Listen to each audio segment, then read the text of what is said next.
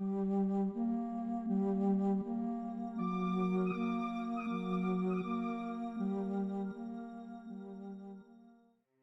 the quiet hills of Derbyshire, the shadow of death had already taken root. Here in the village of Eyam, the plague found a new home. It came quietly, not with fanfare or warning, hidden within a simple box of cloth. This is a story of a community's courage and heartbreak, a tale of sacrifice, sorrow, and the spirit said to linger still in the plagued village of Eyam. Far from London's chaos, Derbyshire's quiet valleys waited in peace. But in September 1665, a box of cloth arrived from the capital, carrying more than just trade and colour. Hidden within its folds were plague-ridden fleas, unseen and deadly.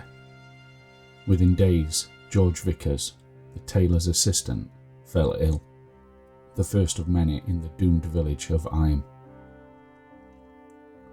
The sickness moved swiftly. What began as a simple delivery soon became Eyam's darkest hour. A silent invader, creeping from cottage to cottage, without mercy or warning. Eyam's close-knit cottages became traps of contagion. Families shared cramped rooms, fleas spread easily from cloth to skin, from neighbour to neighbour. Fear settled heavier than the Derbyshire mist. The villagers had heard whispers of London's horrors, carts, pits, and burning. Now, the same invisible terror crawled through their own homes, their prayers growing quieter by the day. By winter, death had already claimed many, but the following spring brought no relief, only a second wave, fiercer and more relentless than the first.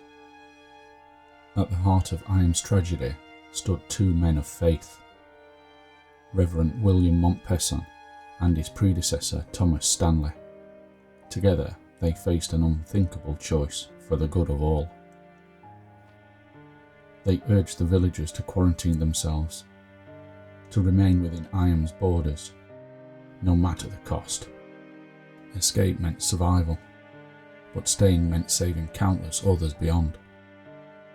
It was an act of unimaginable courage.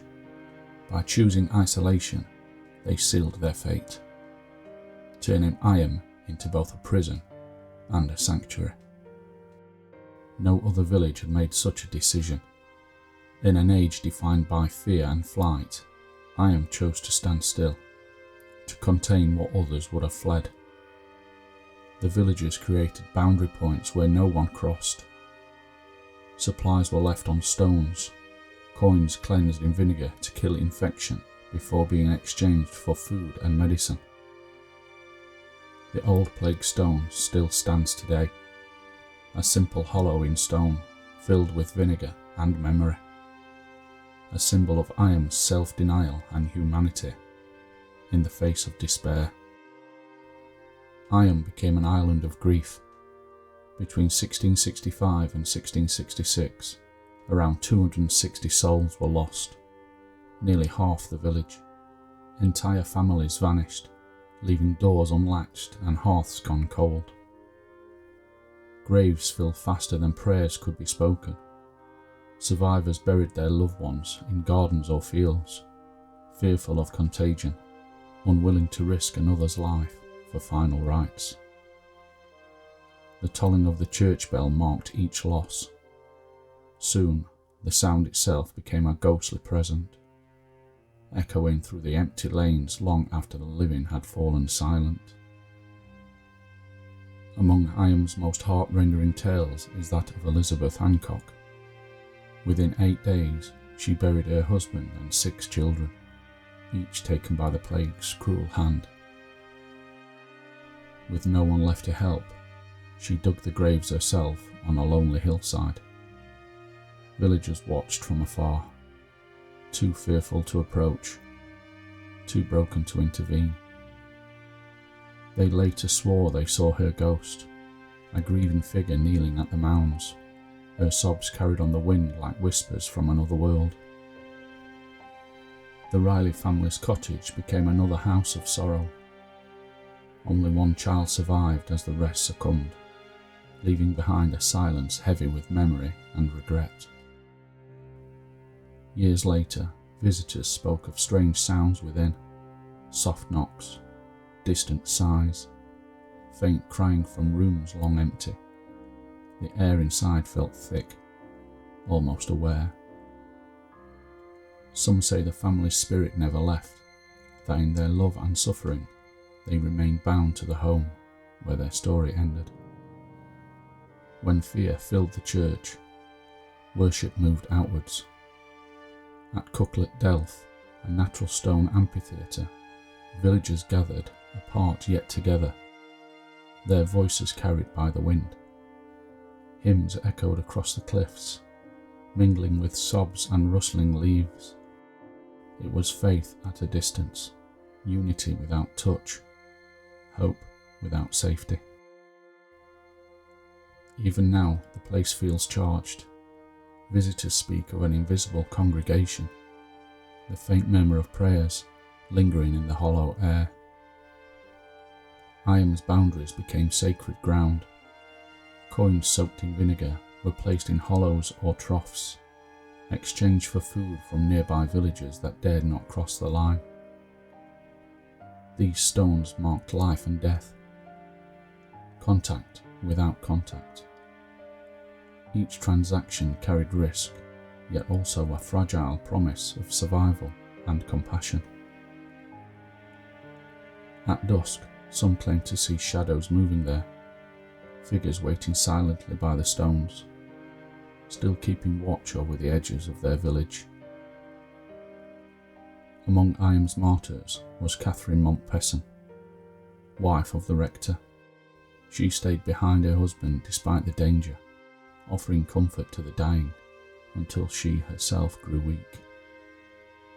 She passed away in August 1666, laid to rest near St. Lawrence Church. Her loss devastated the rector, who continued his duties alone amid ruin. Visitors later spoke of a scent of roses by her grave, or a gentle warmth in the air, as though her spirit still tended to the village she loved. Many of Eyam's cottages still stand.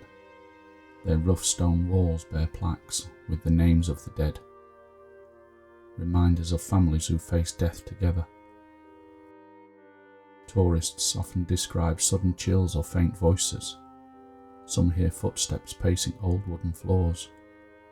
Others sense unseen watchers by the hearth. Centuries fade, yet grief clings to the stone. Here, memory and haunting are one and the same, history refusing to let go. The Church of St. Lawrence remains Eyam's spiritual heart. Within its quiet nave, light filters through stained glass that tells stories of plague, faith and endurance. Worshippers have heard soft weeping when the church is empty. Others feel unseen hands brush past, or glimpse old-fashioned figures kneeling in prayer. Whether ghost or memory, something sacred endures there, a sense that those who suffered still gather to seek peace within its walls. Some say Eyam's hauntings are born from grief, not ghosts. The trauma of isolation and loss left marks far deeper than plague sores. It carved fear into memory itself. When people endure such horror, stories become survival. Dreams, whispers, and visions serve as ways to carry sorrow that words alone could never hold. Over time, these stories became legend, and legend became haunting. Eyam's ghosts may be echoes of pain or reminders of extraordinary courage that refuse to fade. One tale speaks of a phantom funeral procession.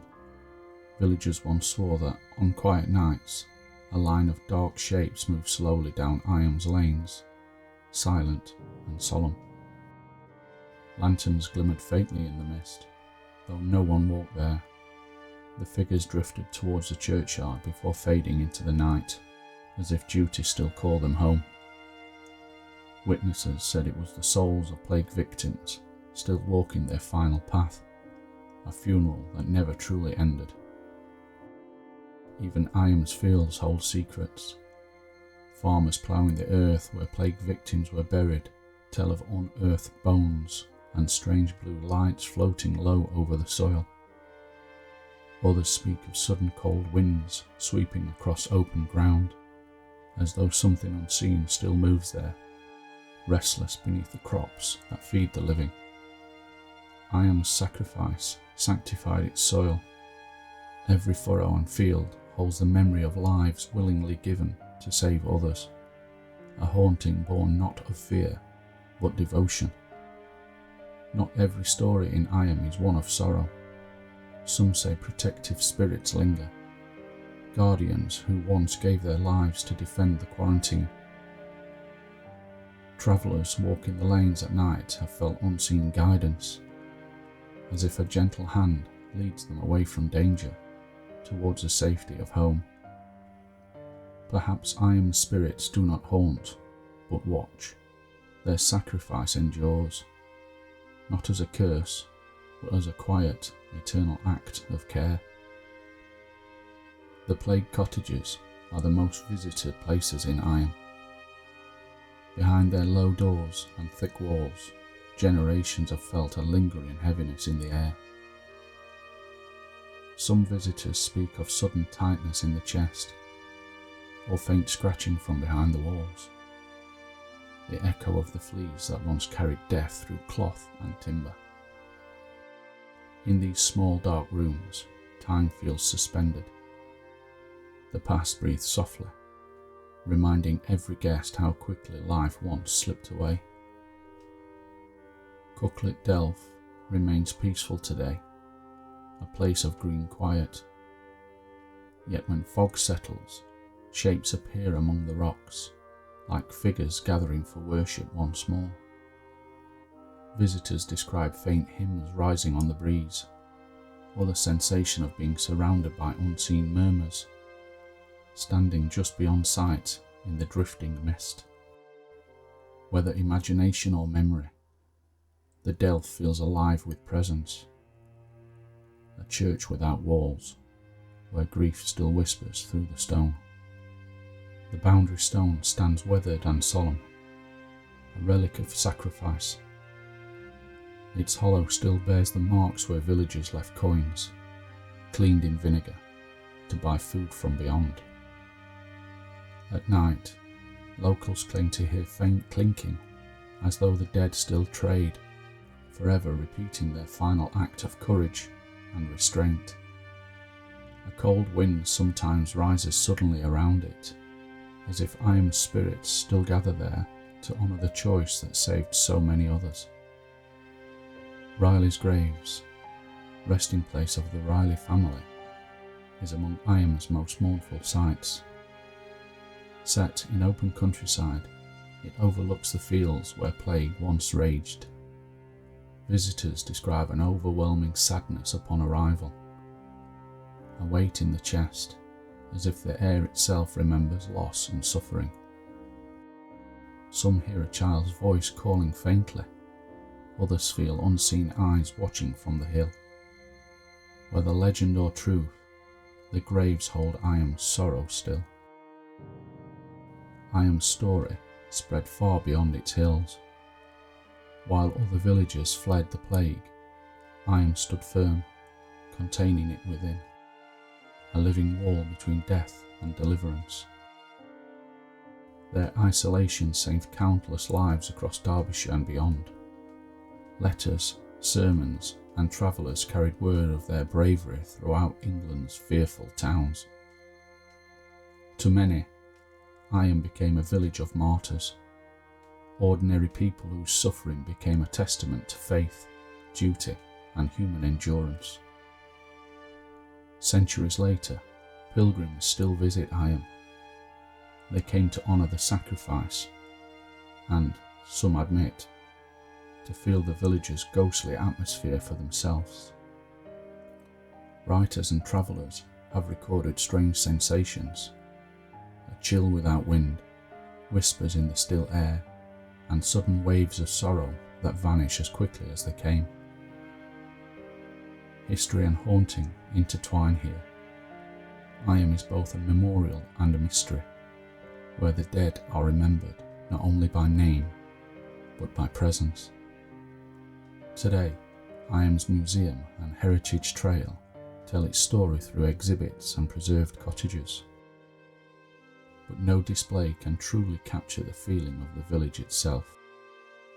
Visitors describe whispers, footsteps, or a sense of unseen movement within the stillness, as if the past hovers just out of sight, quietly breathing. In Eyam, history is not distance. It lingers in the air, alive in stone and soil, a reminder that some sacrifices never fade. Across the world, places touched by tragedy hold their own hauntings. Mass suffering leaves echoes, grief that seeps into the ground and memory alike. Unburied dead, hurried graves, and silent homes create the conditions where stories cling. People sense what words cannot explain, and the living meet the memory of the lost. Eyam stands as Britain's most haunting example, where death, duty, and devotion shape both history and folklore, forever entwined.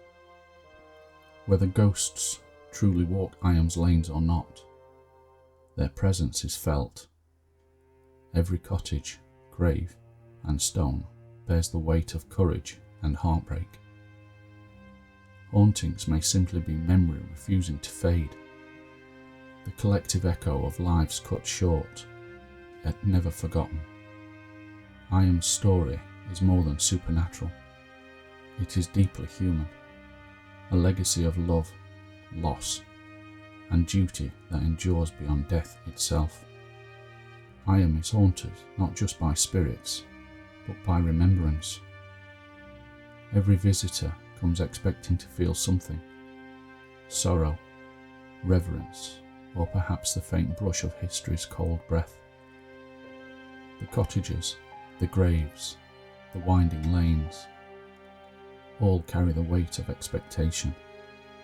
Where belief meets atmosphere, haunting finds fertile ground. In Eyam, the living and the remembered coexist. The boundary between past and present is as thin as the mist that still drifts through its valleys. For some, Eyam's story holds a divine meaning. They believe the village was chosen to bear the plague, to suffer so that others might be spared. To them, the quarantine was not only a moral act, but a spiritual calling. Eyam as both martyr and miracle in the eyes of faith. Such belief gives the tragedy purpose. Whether divine design or human courage, the outcome was the same: a village transformed into legend. By autumn 1666, the plague's fury began to fade.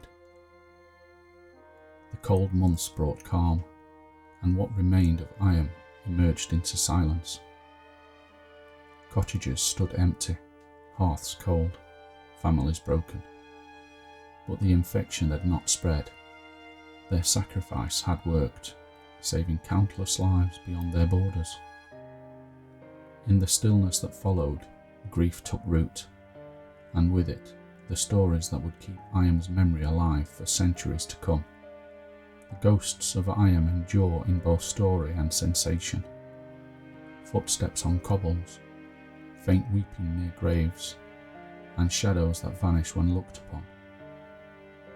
They are reminders, not of horror alone, but of humanity's strength in the face of despair.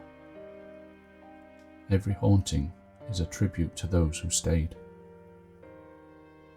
Eyam remains a village of sacrifice and spirit. Its dead may sleep, but their courage still walks among the living. Eyam's courage burned bright in the darkness. a village that chose sacrifice over survival, forever remembered in whispers, prayers, and the silent stones of its plagued cottages.